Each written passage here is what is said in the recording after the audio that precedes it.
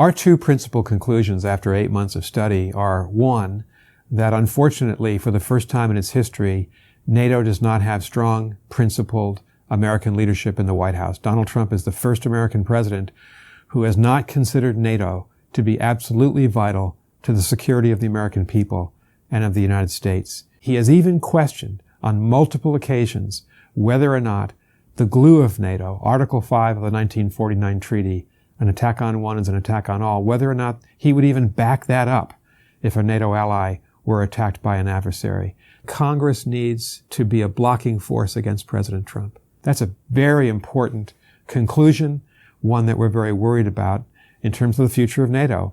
The second is that the NATO allies, including the United States, are facing one of the most difficult, complex set of problems in the history of the alliance.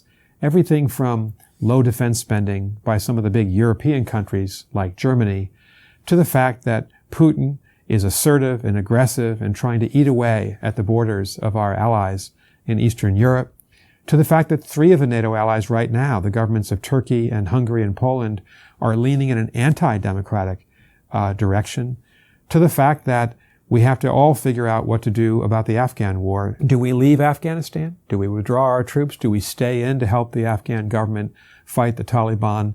How do we deal with China?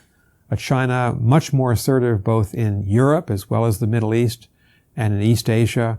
That has to be an object of concern by the NATO countries as well. So an important time for NATO. And for those of us who are American, Ambassador Doug Lute and I believe that we've got to think through what's in our interest. And clearly it's in our interest to have a security alliance, the most successful in the history of the world, with the other democratic countries here in the transatlantic region. We wrote this report for any American who's interested in keeping America strong and holding true to the values that made us great and to the alliances that made us great following the Second World War, and NATO is the prime example of that.